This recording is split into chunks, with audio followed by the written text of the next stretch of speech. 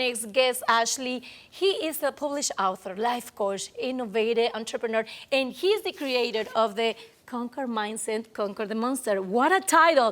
So today we have the pleasure to have him with us in our studios. Let's welcome to the show, Rob Roberts. How are you? Hi, thank you. I'm doing great. So happy to be here. So excited to have you with us today because good to we see you want to know again. everything about this book. You know that you've been helping so many people to develop it, leadership skills and much, much more through your life coaching. But how do you come up with this idea and what this book means to you? Thank you. Well, thank you again, too. I'm so happy to be here. I came up with this idea because I used to work as a counselor for a long time, and I was on treatment teams with a lot of specialists from around the world. I noticed that they were talking more so at people instead of talking to them.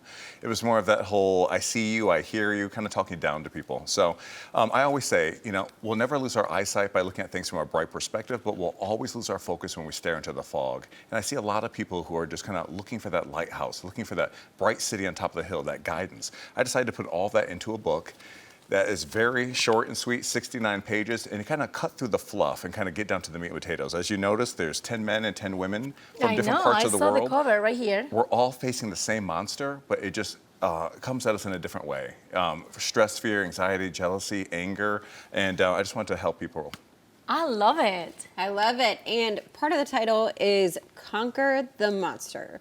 So my question for you is, what was your monster that led you to write this book? Yes. Well, I noticed for me, I would go to exercise as a stress release. I didn't do drinking or smoking, but I would go to exercise. So if I got upset by something that I couldn't control, or if I didn't like something, I would go and I would exercise. I love Come to find that. out that that's actually not safe. There's a difference between coping and conquering. Really? I coach a lot of bodybuilders and a lot of professional athletes, and I noticed that they get injured when their frame of mind isn't correct But when I they're walking used to to the use gym. the same kind of dynamic. Sometimes when I feel like that, I just go to the gym and work on it. I feel better. But I understand that maybe if you do it in a different point of view can be. I can be know. better. I feel like on the list of coping mechanisms that working out, getting some exercise in is probably not the worst thing, but that's interesting because that was your monster. Exactly. So I noticed that almost like sweeping something under the rug. If you do it long enough, you're going to trip over the lump. And I noticed that a lot of the bodybuilders and professional athletes and models, they were still dealing with that monster later on. It worked temporarily. So now I decided to make a permanent fix instead of going ahead and having that temporary fix. Right. How about if I have two monsters? Did I put them in a leash?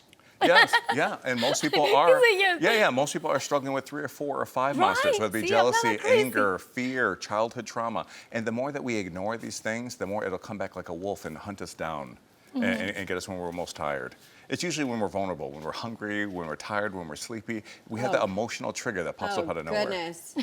Being 4 months postpartum, I feel like I feel all of those things right now. Wow. So what advice would you give me? My monster, I would say, is trying to manage my time with 2 kids, 3 and under.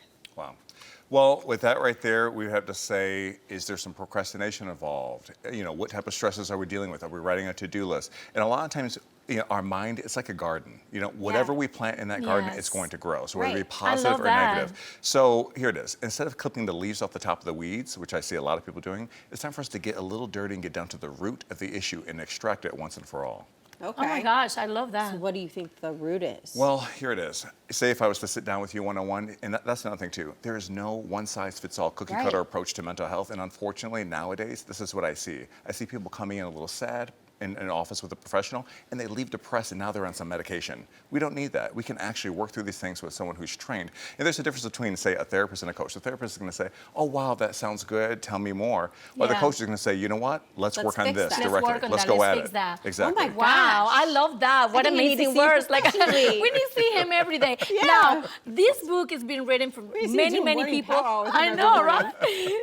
Your book has been written for many, many people around the world, and you also dedicate one part, just not to Living 757, to all the crew and cast from Living 757. We want to be so thankful for you doing that, and including us in your book. Why do you Thank you. choose that? Thank you. Well, here it is. You have to give credit where it's due. You guys do so much work, not just here in Virginia, but around the world. And personally, I think that some people don't get enough credit as they deserve. So that's why it was such an honor to do that with you Yes, guys. and I want to just really fast to say that he put in his book, say, thank you to the entire cast and crew of Living 757 and We're Living Healthy.